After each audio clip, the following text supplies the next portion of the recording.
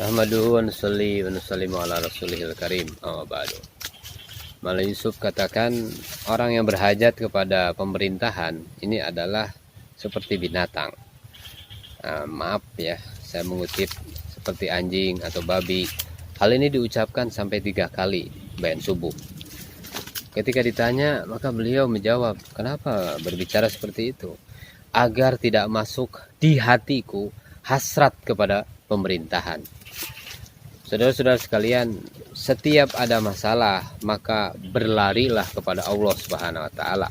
Fafirru ilallah. Jangan berlari kepada benda, jangan berlari kepada keadaan, jangan berlari kepada kekuasaan. Sahabat Nabi menangis di masjid hanya untuk meminta garam kepada Allah Subhanahu wa taala. Setiap anak kita meminta apapun, maka kita katakan mintalah kepada Allah. Niscaya Allah Subhanahu wa taala bukan hanya memberikannya di dunia, tetapi juga nanti di akhirat. Begitu Haji Abdul Wahab memberikan nasihat. Katakan kepada mata bahwa kamu melihat karena sifat yang diberikan Allah Subhanahu wa taala. Karena kamu hanyalah sekumpulan air. Begitu juga kepada semua anggota tubuh kita, ya. Tangan, kaki, mata, lidah, kepala. Jika angin berhembus, maka katakan bahwa kamu berhembus karena dihembuskan oleh Allah Subhanahu wa taala. Semua benda dahulu tidak ada, tetapi Allah Subhanahu wa taala yang mengadakan. Dan Allah Subhanahu wa taala pula yang nanti akan meniadakan. Yakini bahwa semua makhluk akan binasa, kullu man 'alaiha fan. Semua makhluk akan binasa kecuali zat Allah Subhanahu wa taala. Sehingga katakan kepada matahari, katakan kepada bulan, katakan kepada bintang bahwa besok kamu akan binasa. Ketika makan masuk ke mulut seseorang, maka Allah Subhanahu wa taala hantar malaikat untuk mengaturnya, membawanya ke dalam setiap sel. Ini banyak sekali sel dalam tubuh kita.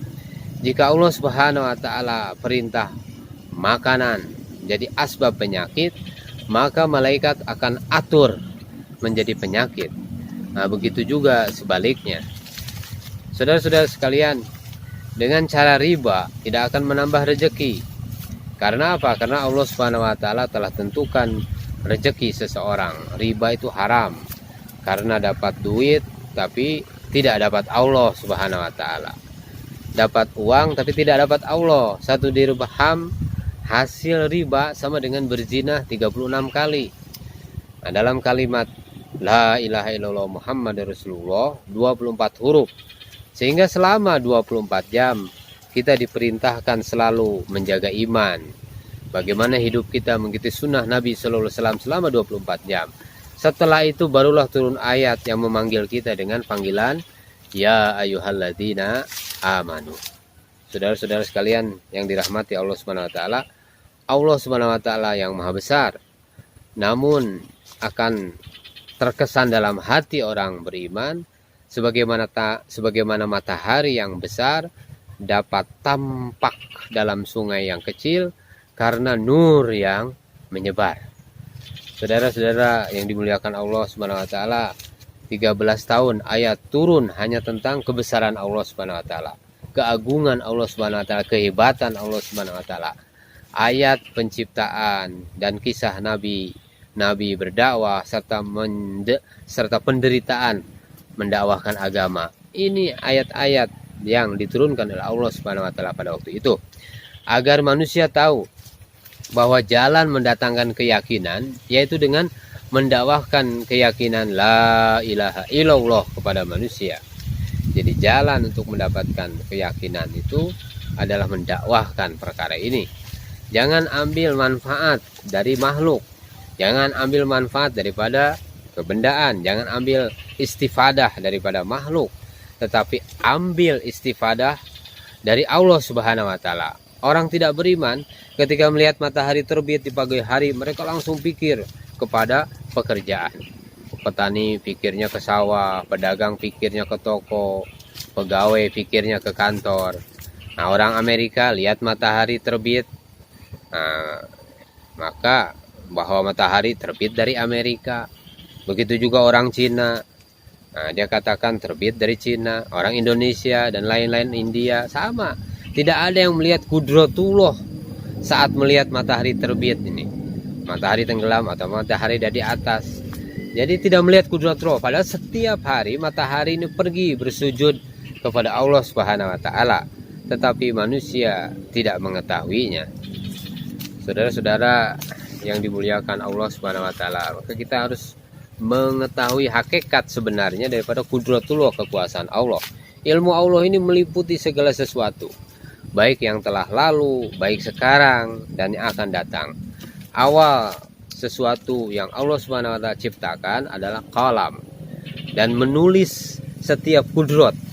Nah, menulis setiap kudrat, baik benda maupun kejadian yang akan terjadi sampai hari kiamat. Masya Allah, berapa susu yang diteguk oleh seorang bayi dari puting susu ibunya. Nah, berapa istri kamu, di mana letak akhir seseorang, di surga atau di neraka. Masya Allah, semua tertulis oleh qalam. Semua tertulis oleh qalam. Jika yakin kepada kudratullah, maka Allah Subhanahu wa taala akan berikan nur di hati seorang hamba. Kalau dia yakin dengan kekuasaan Allah Subhanahu wa taala, Allah Subhanahu wa taala akan berikan nur ke dalam hatinya. Saudara-saudara yang dimuliakan Allah Subhanahu wa taala, maka kita harus berusaha mendapatkan yakin kepada Allah Subhanahu wa taala, yakin terhadap kekuasaan Allah, yakin terhadap kudratullah. Pertama dengan cara apa? Dengan jalan ilmu, ya. Yang kedua juga dengan jalan kebodohan. Masya Allah. Dengan jalan ilmu, apa maksudnya? Yaitu dengan ikut kepada thariqat Nabi Shallallahu Alaihi Wasallam, sehingga mendatangkan kecintaan Allah, sebagaimana di dalam surat Ali Imran ayat 31, ya. Nah, dengan datangnya kecintaan, maka Allah Subhanahu wa taala akan perlihatkan kehebatan kudratullah di dalam kehidupan kita. Sahabat radhiyallahu anhum telah nyata melihat kudratullah dengan mata kepala mereka sendiri, bisa berjalan di atas air, ya, dimenangkan atas musuh-musuh mereka yang jumlahnya jauh lebih banyak, membelah gunung, mengusir lahar, ya, mengusir lahar gunung dengan tangan kosong, bahkan menjewer singa dan lain-lain. Banyak diceritakan bagaimana kudrat Allah pada diri para sahabat radhiyallahu anhum. Kemudian yang kedua dengan jalan kebodohan. Nah, maksudnya apa? Yaitu mengingkari cara kehidupan Nabi Shallallahu Alaihi Wasallam. Ini jalan kebodohan. Jalan kebodohan itu apa? Meyakini kejayaan dalam benda, meyakini kejayaan dalam pemerintahan, meyakini kejayaan di dalam kerajaan. Kemudian mati masuk kubur, baru paham tentang kudratullah. Tetapi kepahaman pada saat itu tidak ada manfaat. Jika kehebatan kudratullah ada dalam diri umat Islam, maka tidak ada yang mengalahkan. Dan Allah Subhanahu wa taala akan tundukkan segala sesuatu di antara langit dan bumi kepada orang-orang Islam. Hadirin saudara-saudara yang dimuliakan Allah Subhanahu wa taala, di siang hari kita buat tadzkirah seperti ini, maka kita merenungi, selagi umat Islam memandang apa yang ada di langit dan di bumi ada manfaat buat dirinya, maka semua akan menjadi mudarat bagi mereka. Jadi Allah Subhanahu wa taala yang buat segalanya, segala sesuatu bergantung kepada Allah Subhanahu wa taala. Segala sesuatu diatur oleh Allah Subhanahu wa taala. Segala sesuatu berhajat kepada Allah Subhanahu wa taala. Maka kita harus besarkan Allah Subhanahu wa taala. Kita lihat bagaimana kudrat Allah pada Baitullah aja misalnya. Nah, pada Baitullah, di Mekah, air Zam-Zam yang tidak pernah berhenti mengalir dan dinikmati oleh seluruh dunia. Datangnya manusia dari seluruh dunia ke Baitullah semata-mata memenuhi panggilan Allah Subhanahu wa taala dengan mengorbankan harta dan dirinya. Saudara-saudara memuliakan Allah Subhanahu wa taala, hancurnya tentara Abraha Kalau seorang raja ingin memindahkan Ka'bah ke Yaman dan ingin dia menyeru manusia ke Yaman. Nah, ini untuk menggantikan berhaji. Ya, jadi berhaji ini gantikan Mekah. Karena menganggap Mekah ini tidak ada potensi kehidupan apapun. Sehingga potensi kehidupan apapun sehingga tak pantas untuk dikunjungi, kata Abraha. Maka tentara gajah ini yang dipimpinnya ini hancur hanya dengan burung ababil. Diutusnya seorang nabi yang umi, miskin, fakir, yatim, tetapi untuk seluruh alam, dan berhasil menaklukkan ahli-ahli dunia, Romawi dan Parsi. Akhir dari semua kudratullah, maka Allah SWT perintah, yaitu mencabut semua nyawa, sehingga tersisa malaikat pembawa arash. Yang tersisa siapa? Jibril, malaikat pembawa arash, Israel saja.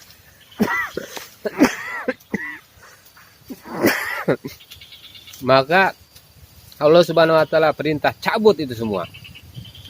Tinggallah tersisa Israel. Dan itu pun Allah perintah untuk mencabut nyawanya sendiri.